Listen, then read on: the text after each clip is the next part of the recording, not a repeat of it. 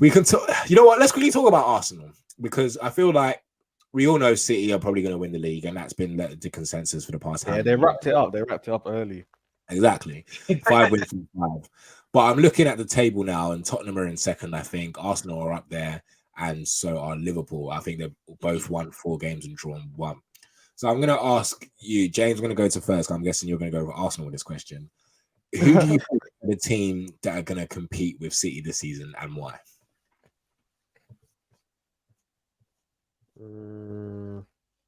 I think maybe Liverpool. So you're not going to go with Arsenal? No.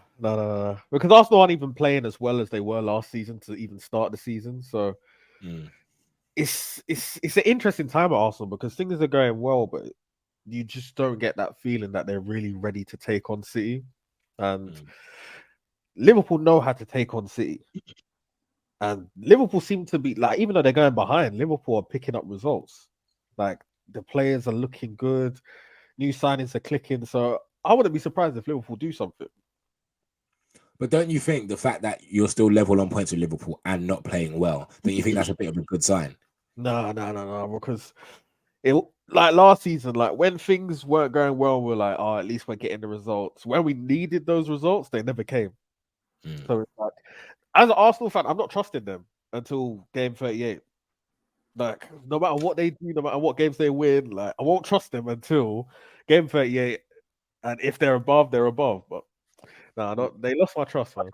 No, I hear it, bro. Because this is what I was telling Arsenal fans, where you man were like celebrating bare early in like February, and I was like, listen, I've watched my team lose to City in a league in April, bro. Yeah, like we were 8 points clear after Easter, and we still somehow lost that league. So it's not over till it's over, man. Until the fat lady singing, bro, it is not over. Rich, I'm gonna go to you. Who do you think is a team that compete with Man City this season?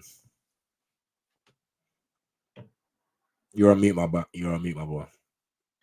Yeah, I'm gonna have to agree with Hammers as well. I do think it's gonna be Liverpool. I think the season they had last season was so disappointing that they've got, I won't say a chip on the shoulder or they've got a reason to come back because not like they were winning the Prem before, but I do feel like they've got purpose now of trying to get back into Champions League. I think finishing 5th, was it last season? I feel like was catastrophic for them, and I feel like their all-round team. I feel like their attack is better than Arsenal's, and I feel like their defense is better than Arsenal's as well. I feel like the midfield is where the competition comes in, whether you rather have Liverpool's midfield or Arsenal midfield. But when you've got Salah, you've got Diaz, who I still think is really good. Jota is underrated.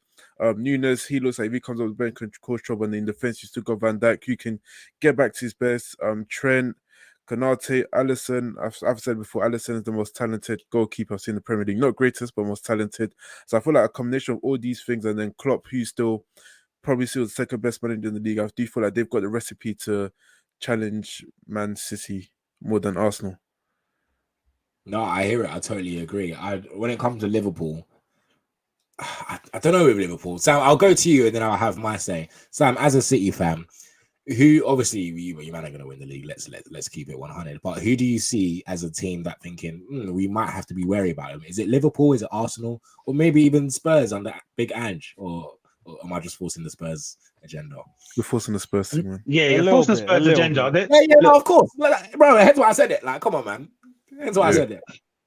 I think, I know the man them said Liverpool, but I just don't I don't trust Liverpool. They still look fragile at the back.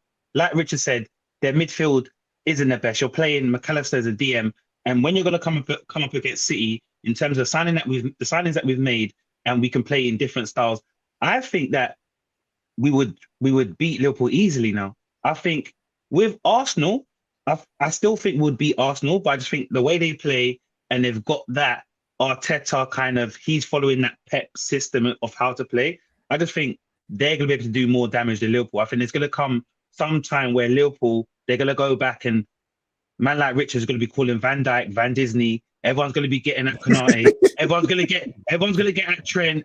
Alisson will make a few mistakes here and there, and we'll be looking at the midfielders. Okay, cool. They got Endo as their DM. From Fabinho, you go to Endo. So I just think there's still some frailties in the middle of the park that Liverpool still need to address, the midfield and the defense. And I would just say going based on how Arsenal performed last year and improving on that team, adding Declan Rice, okay, not Kai Havertz, but Timber obviously is injured. I just think they've kind of improved and continued from the base that they set last year to kind of make that next step. I don't see Arsenal winning it, but I think they might give us a challenge, but we'll still win. But I still think Arsenal is prepared better to match up well with City than Liverpool, to be honest. No, bro, I totally agree with you. When it comes to Liverpool, I still think they're a bit wishy-washy. I don't think Liverpool played a big team this season, other than Chelsea in the first game, and Chelsea are Chelsea at the moment, so we're not going to talk about them being. And they drew against Chelsea, and Chelsea ain't that great. So it says a lot. Exactly. And the thing is with Klopp, you're totally right. This McAllister DM thing is not it.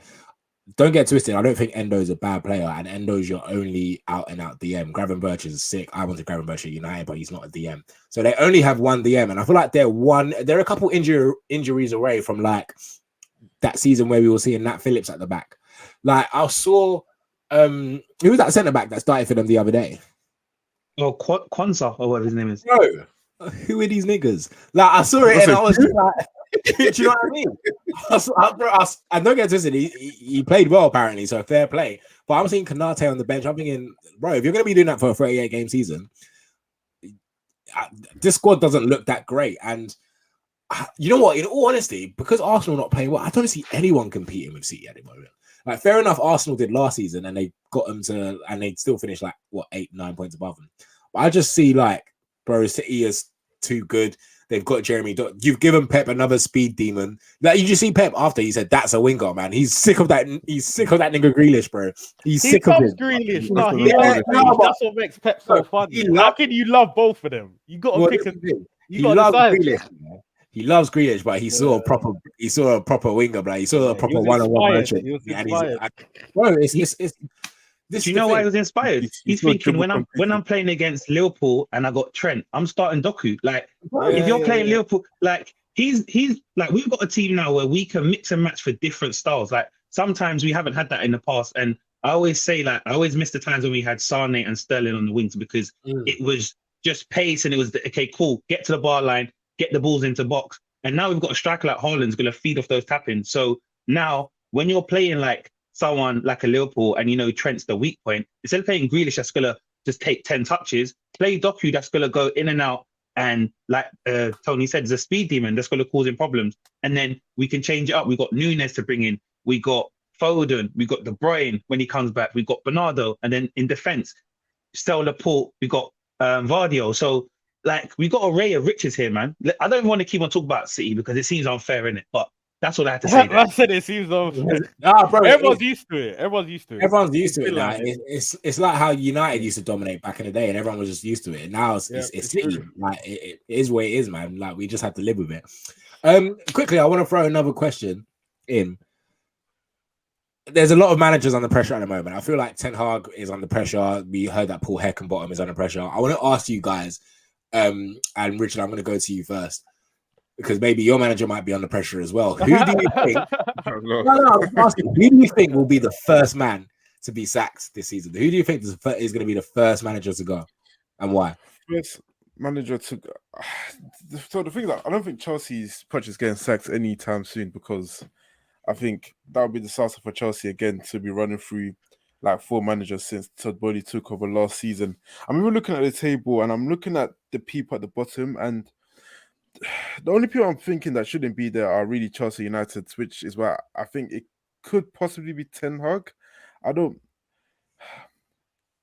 You know, it's tough. It's tough, but It's tough. I think it might be a thing here. Whereas in Bournemouth manager gets sacked just because they're fighting relegation, they want to do something to save their season. I can't see Ten Hag or Poch getting sacked just because, as I said, for Poch he just came in, so they're going to give him time.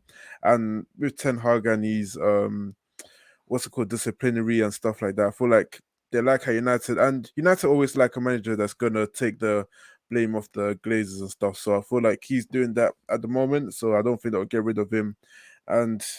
Or Eddie Howe could. I think actually I'm gonna go with Eddie Howe actually, because if Newcastle continue this form of staying around 10, because as I said, when you finish in the Champions League, you then spend this money, you're hoping for progression to be there again next year, and then you start dropping points the way they are. I feel like this might be the time for Newcastle to pull the trigger and go and try and get one of the quote-unquote elite managers to progress to the next level. So I might go Eddie Howe.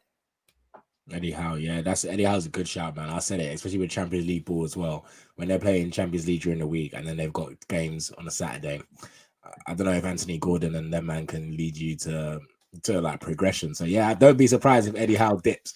James, I'm gonna go to you. Any manager you reckon that we haven't mentioned that might get sacked? I feel like Ten Hag. I feel there's unrest. That's the good way to describe it. This Sancho situation, whether people want to admit it or not, that's going to have an effect on the players. Obviously, like, they're all players. Sancho's a player. They all respect each other. They all care about each other. So if you're treating Sancho like that, you could treat any of them like that. And I think that might have a negative effect on the dressing room. And he's not getting the results. You can't just kind of banish people, and the team's not even winning anyway. Like, when Pep does it, it's like what Pep did with Cancelo, it made sense because look how successful City were. But Ten Hag's not getting the results on the pitch, and he's airing out you players. Put in the bank to do certain stuff. Yeah, exactly. Yeah. When you're winning, you can do what? Like, didn't he said Matthias Nunes? He said he's got to get better at his first touch. He said was that. calling what's his name fat. He was saying Calvin Phillips was overweight. Yeah, and bro. everyone allowed it. Yeah, bro. When this is the thing, the self-awareness, and just like it's kind of alludes to the Sancho thing, bro. When you have credit in the bank, you can say what you want because no one's gonna question you. Sam, are we all going with Ten Hag as well? No, do you know what? I was gonna go with the obvious ones like Luton or Sheffield United, but no, something came to my head, and I said, do you know what, Sean Dyche, because awful. Everton haven't played too well, like you man said, dead football, and they've just got new owners. And what do new owners tend to do to like kind of make noise? Get rid of a manager and bring in a new manager to kind of get the fans gassed and whatnot. So I would say look out for Sean Dyche because they thought he was going to bring that Burnley siege mentality and be able to be grinding out results. And I think I saw a stat said this is their worst season in however many years. So I think look at that because I don't think like Goodison Park is still that fortress. No one's worried about Everton, and I think they're going to lose more games. So I would say Sean Dyche right about now. Yeah, Sean Dyche is a great shout, bro, especially with what's going on with Everton at the moment. I do agree with you. Eddie Howe's your Sean Dyche. Do I see Ten Hag going as a United fan? No, but pressure is mounting. Like the pressure is worsening. The pressure is worsening. And you know what it is? It's only because I've seen this script before. If we go back to Man United over the years, under Mourinho we finished second, and then the next season you think, okay, Man United finished second. If they get these pieces in, and I've even said it on the podcast how many times, if we get these pieces in, they should be competing. We didn't compete. He got sacked that season. Again, we saw it, Ollie. We finished third. We finished second, and then that season we finished second. We went to go sign Ronaldo, Sancho, Varane, and everyone's thinking, okay, Ronaldo, Sancho, Varane, you finished second. You should be competing.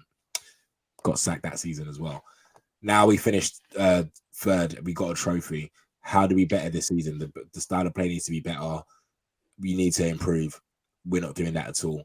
And the results are not working. And don't get twisted. Like, I can go on and on and on what's going on with United, whether it's the ownership, the recruitment, whatever.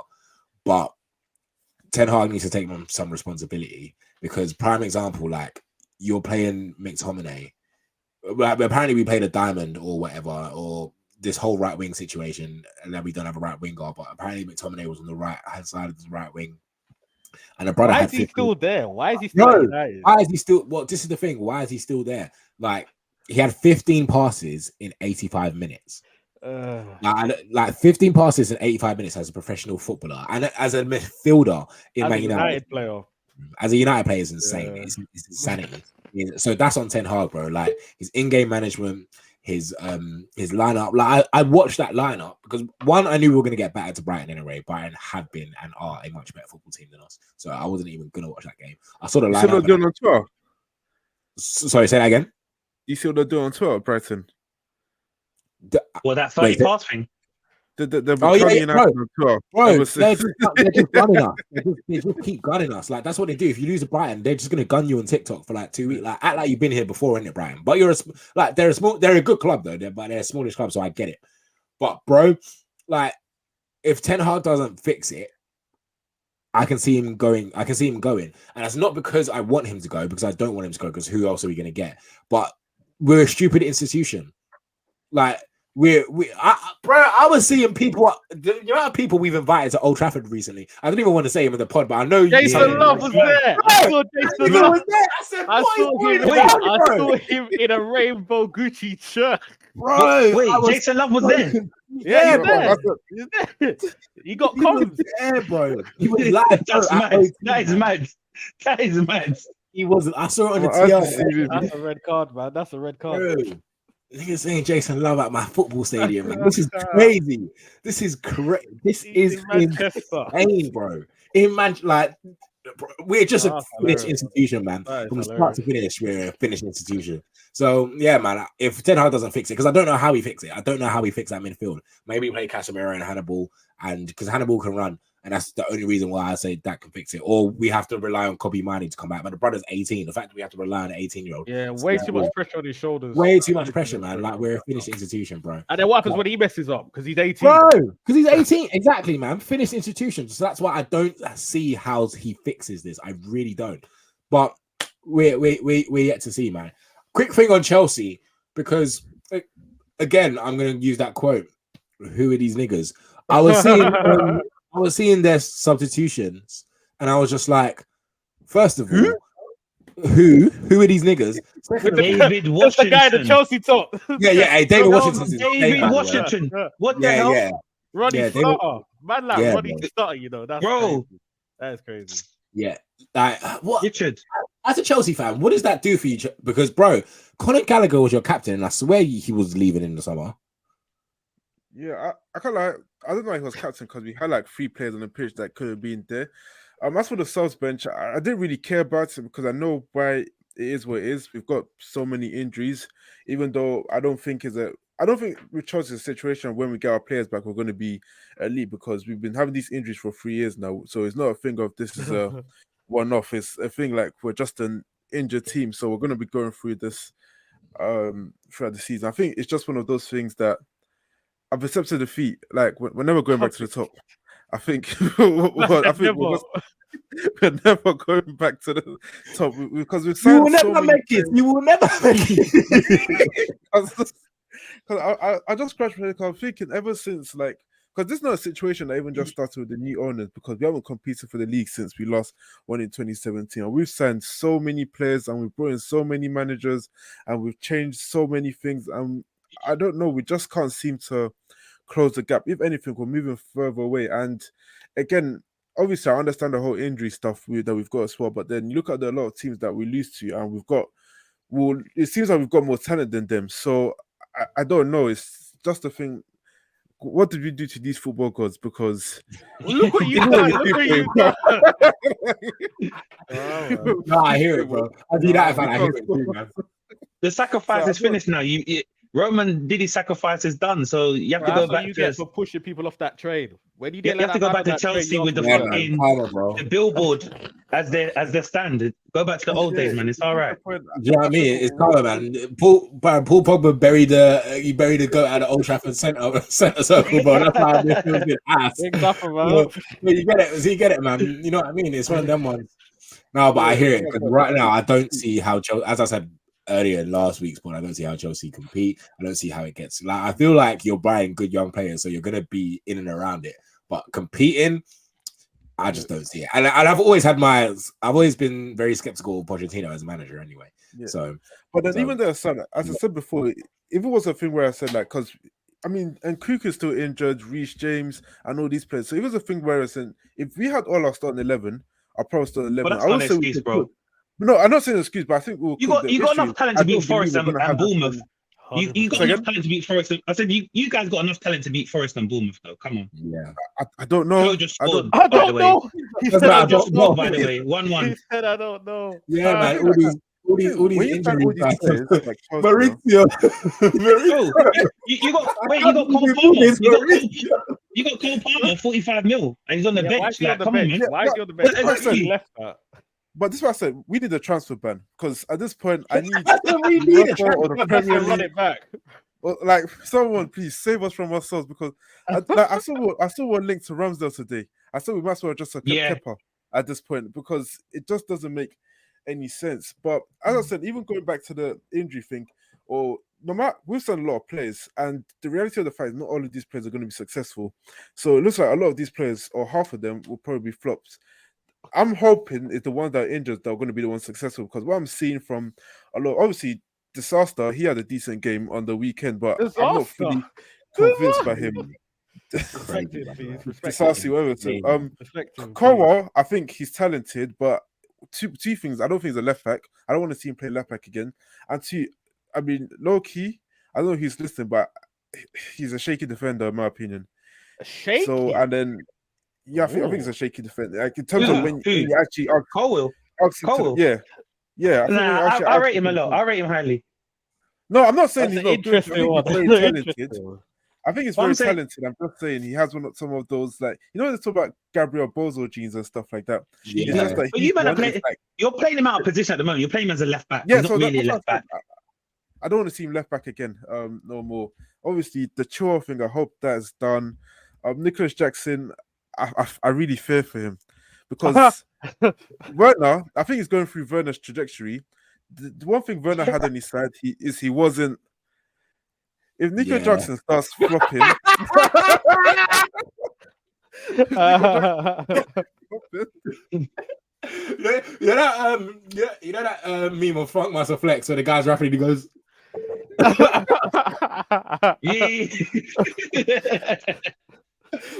yeah, so I to carry on. Good.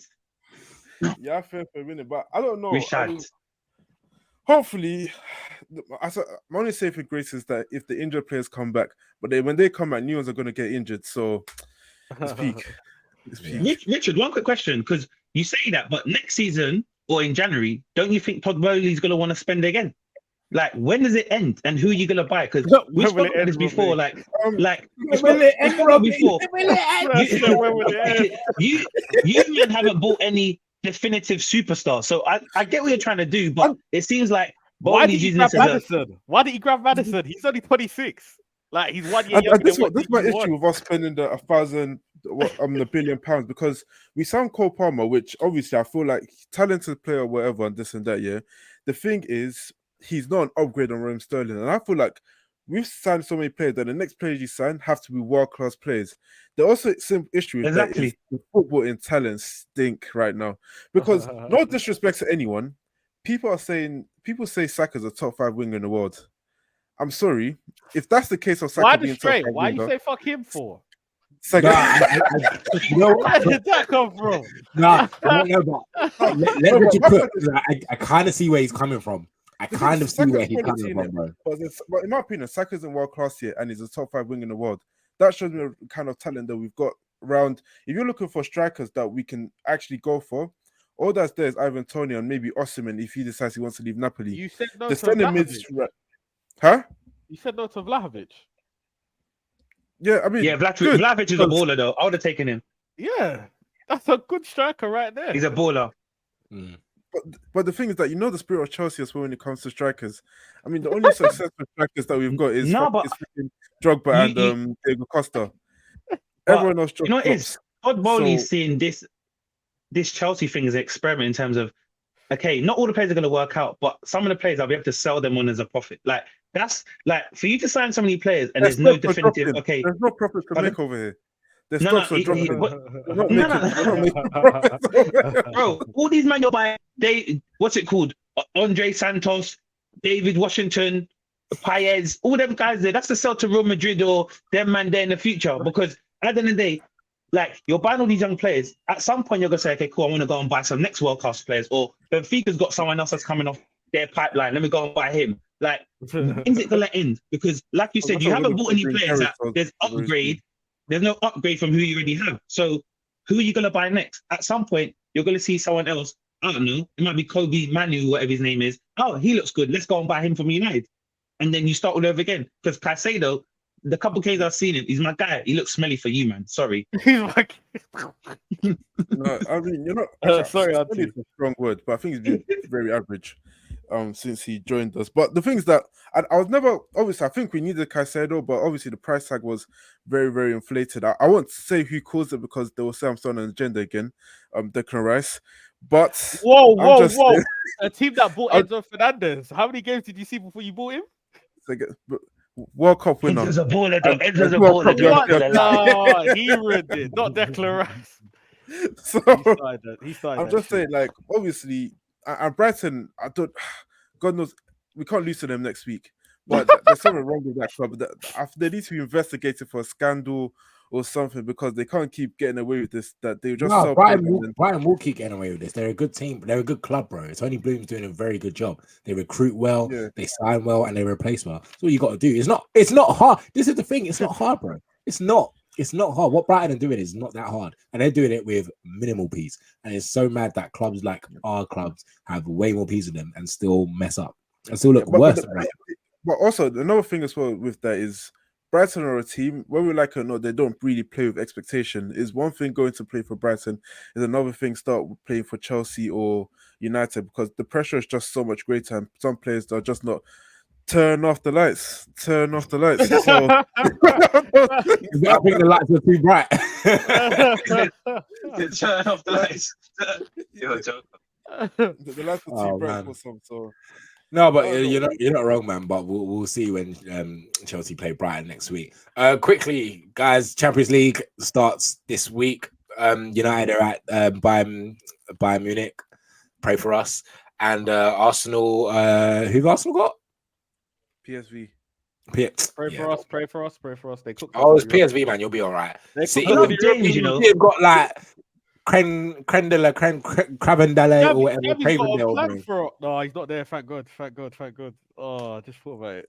Yeah, And they got thingy, but ain't Bergwijn there? He's gonna do it for the white side of North London, isn't it? Yeah, he's gonna get back, gang. Do you know what I mean? DPG. Just looking ahead to the Champions League. Does anyone see are we saying City are the favourites again, or is there any other team in Europe where are we going to take my favourite? Oh, right. Bayern are stinky. Exactly. Bayern, you know what's so cool? I'm glad you said Bayern because Bayern is stinky. But I watched them against Leverkusen on Friday. Stinky team. Smelly. Like ain't hard. And a dusty manager. Yeah, dusty manager. Hey, bro, why am I seeing the Taliban tweet about Thomas Tuchel? Did anyone see that, or was it just me, bro? No, I Taliban didn't. were thinking about Thomas Tuchel. They were like, they took offense to it. They took offense to that Thomas Tuchel about meme. Like, they said he's not gang, fam. He said this guy is not gang. No, I caught what you said. I saw the meme. I didn't know the Taliban man come and started talking about it. Man, like Osama bin Laden's peeps and that. Mad thing. Bro, they were like, this man, he doesn't represent us. He won't make it to the promised land. That's crazy for that man to come and say. Thomas He ain't one of us.